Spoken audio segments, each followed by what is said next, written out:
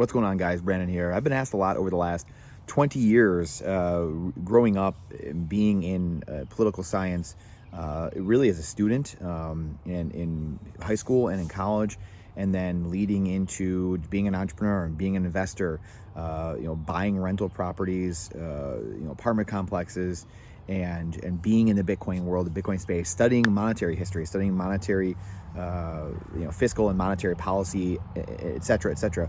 What can you do? What can you do? And here we talk a lot on this channel and many of our channels, quite honestly, on Twitter, our blog, our YouTube, our Nostr, our Substack. We talk a lot about Bitcoin, right? Because as I had seen growing up, fighting the fight from 2012, you're arguing against a wall. It's you and a wall. When you are in the red versus blue arena, you're in the Coliseum, and you don't understand that you lose no matter what. You both lose. If you find yourself in the arena, you lost at the end of the day. And I'm a believer of the man in the arena. I believe that being the man in the arena, literally, and being a professional hockey player, and being that gladiator, fighting and getting in fights and fighting people, men much larger than myself, and getting beat up, getting the cuts, getting the black eyes, and dishing it out as well. You have a different perspective on life, but at the end of the day, you realize you lose. Whether you win or lose the fight, you lose at the end of the day. You're there just for the entertainment of the people. You're there for the entertainment of the king and the queen giving the thumbs up, thumbs down. And all this to say, my point being is that you have to step back and understand that it's a distraction. It's a distraction, the political game. And what I mean, what we've been talking about recently in the spaces we started today with BJ, and I talked about it in another video as well on our blog today. We came out, the link in the description as well, that you have to be involved in politics. This is the holding two opposing views in your head at the same time, and being able to function and being able to understand that is a fact of life, and you have to be okay with that. You have to be able to hold two opposing opinions in your head at the same time. And we talk about things like the fake prison of two ideas and that false dichotomy, and that's really what politics is. It's the fake prison, as Nolan Bowerley says, about just being red versus blue, when really the fight is the state versus you. It's collectivism versus individualism is the true fight that's going on. The gladiators in the arena, the hockey players, the football players, the Kardashians, all these are distractions from what's actually going on in the real world. And when you think about it, they're distractions from life. It's people that are looking for a distraction from their job. They're something they aren't called to do. They're just doing it just to get ahead, try to get ahead and stay afloat, earn more fiat, mining fiat, we call it, going to mine fiat and keep up with this, stay above water and tread water and be that man that's in the water and can't stay above water. That's what this fiat world is. You're stuck in this world where you're working a job, you can't retire, you don't have enough cash, you don't have enough in retirement, and things are collapsing around you. You can't pay for things. They're printing more currency. The expenses are going up and up and up. And this downward spiral just continues because they print more currency. They continue doing the politicians dumber and dumber things because the people let them.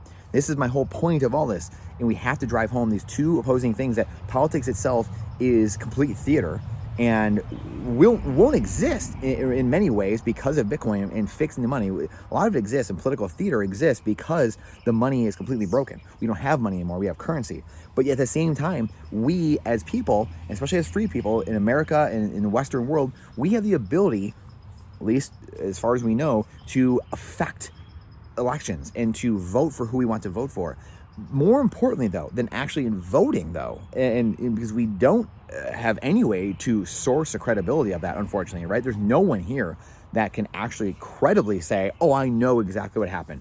We have faith in this system because it is fairly decentralized and there are many different things going on there, right? But more importantly with all this, and this is the thing I've been telling people for 2 decades, is get involved in local politics. I'm not even as involved as I would like to be. And I'm looking to get even more involved in local politics. But it starts with this. It starts with knowing your local politicians. Now, I'm going to take a wild guess here and just say that you probably don't even know your local politician. However, this community that we have and that we're building is an intelligent community. And there are people that are stressing accountability and responsibility in their life. So So I might be wrong about that. I might be wrong, and you might know your local politicians. The problem is most people have no flipping idea who their local politicians are. Zero idea. Politics is local. Politics is regional, and that's the way America's founded. That's what gave it its part of its exceptionalism, along with the documents, things like that. That is American exceptionalism, the documents, right? Fighting the 3%, the patriots, fighting, giving the rest of the world America. That's the American ethos, and that's what we should be patriotic about. Not the dollar, not stupid little things here and there, but the true ethos. That's what we should be patriotic about. And so that's why when we talk about getting local and being in on what's going on, going to one PTA meeting. Just imagine if every person, or 10% of us even, not even every person, but 10%, 20%, 30%, went to one PTA meeting a year, or 25% of us went to one township meeting, one meeting at your county, and you were involved in politics. Just imagine what would happen and how fast things would turn. And sit back and think about it. Part of you might be rejecting that right away. And it's like, oh, shut up, Brandon. Get out of here. But think about it. Really. A lot of what has happened over the last 100 years is because of apathy and indifference. We've had it so good as a culture, and really, again, especially in America, most people have had it so good. They've just sat back, and silence in the face of evil is evil itself. And we've let things fester. And this is not to say that there are 1,000 evil people just running the system. I do think there are evil people, many people that have their hands on the puppet masters doing things around the world. I do believe that. But they're not as coordinated as you think. They're doing things, and they all have the same kind of ethos again, and they don't need to coordinate with each other necessarily on the phone each day. They're just doing things that benefit themselves. That's kind of what happens again in government, in these organizations where you're so removed from the consequences and the realities on the ground that it seems like you're doing the right thing. You're telling yourself you're doing the right thing. You think you're doing the right thing, but the reality is showing us a different thing. But they're so far removed from reality and from the ground, they have no idea what's going on. So you get these fake realities. You get the pencil pushers. You get the people. You get Department of Homeland Security having 240,000 agents, 240,000 people, employees in the last 20 years. We had zero before that, zero in Homeland Security. Now there's 240,000. Apparently, we needed America, which, I mean, with that many people now in 20 years, 20,000 people a year being added or whatever it is, we should be the safest. We should be all living in perfect, no killings, no nothing ever, anywhere. No terrorism, no killings, nothing. This should be the safest, best world or country in the world. It should be incredible. But we don't have that. So why do we have Homeland Security in the first place? Did they stop 17,000 different, hijackings and planes crashing into towers? I mean, where, these people aren't providing anything to society. They're not providing goods and services. They're not in the private sector providing real value. So we can start to see the system. Obama really kicked that into high gear, getting people from the private sector into the public sector and creating this loop where, if you want your debt paid off, well, just go work in government. And building up this sector of enslaving the students, getting people more into government that don't produce goods or services. And it's, as we know, government just is an electrical socket plugged into itself. It's taxes and our taxes that go to pay these people to then go create more red tape and bureaucracy so we can't run our lives, and they strip our freedoms away and our liberties.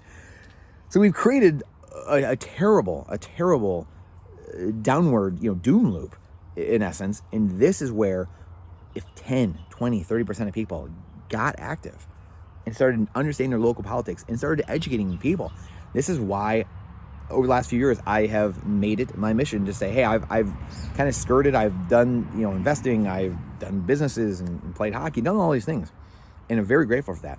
At the same time, though, I knew at the end of the day that ultimately I was an educator deep down, because I spent hours and hours a day studying, reading books, reading online, watching videos, watching historical things, whatever it may be, reading history books, and studying monetary history and all these different aspects over the last 20 years of my life. And I ran away from it for a long time. And I know there's many of you here, it's a call to action as well, many of you that had that deep down inside you, a calling for a true teacher, not a teacher in a formal setting in a school, because that's antiquated, that's broken, that system is broken. Formal education, government-run education is completely broken.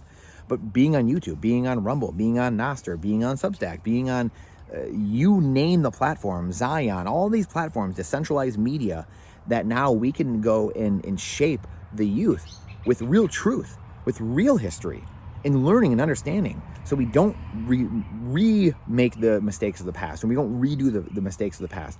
This is the problem because of apathy and indifference. People being removed from their locale, not knowing their neighbors, not knowing the people down the road. We got a great little farm over here, not knowing the people running for office, not knowing their neighbors at all. Community is the number one thing in a survival situation. Community is also the number one thing in building a coalition of people to all head the same direction. Community is the number one thing in a war scenario, in a cultural war, whatever it might be. Community, community, community. And we've gotten away from that totally because we are confused and distracted by the Kardashians, the gladiators, in coming full circle, the gladiators in the arena, the fantasy sports. And that's not a fulfilling life.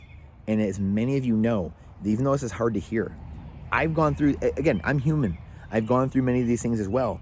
And I've tried to stay very disciplined in my life with many things, whether it is eating right, working out. And my vice is time, and going to bed early, getting up early, things like that. My vice is that. And I tend to get way less sleep than I should. But one thing I'm good at, again, is spending no time. We haven't had cable in 10 years. We don't have TV.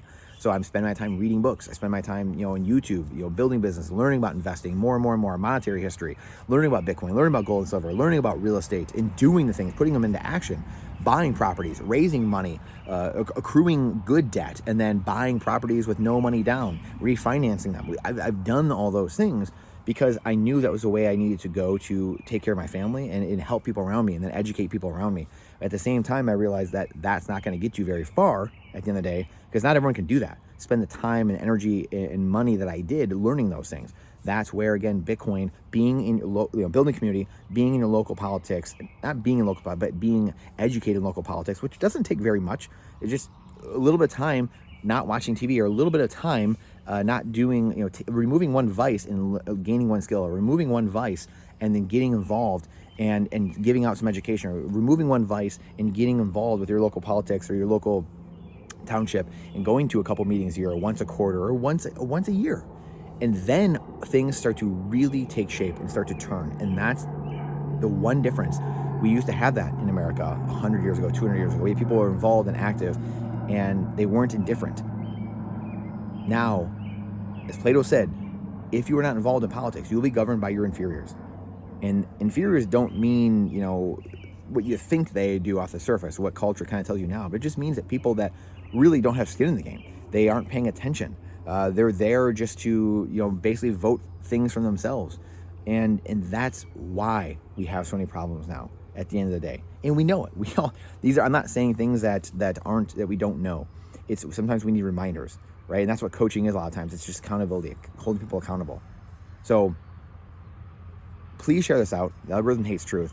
If you feel inclined, please put out content. Please share here, whatever you're working on, books, videos, articles, blogs, TikTok accounts. I don't care what it is. Please share it out. Put it in the comments. What are we working on? We need to overwhelm the system. We need to overwhelm the system with good, with positivity, with education, with learning, with real history. And as we know, as many personal development icons, founding fathers have said, when your formal education ends, your real education begins. Boy, is that profound. So I appreciate you coming to my TED Talk today. Question everything with boldness, even the existence of God himself. Get involved. Get involved. Once a year. Get people around you involved once a year. And what a difference that will make going forward.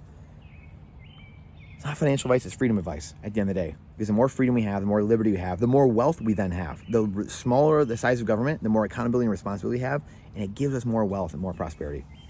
I appreciate you. Look forward to seeing you on the next one.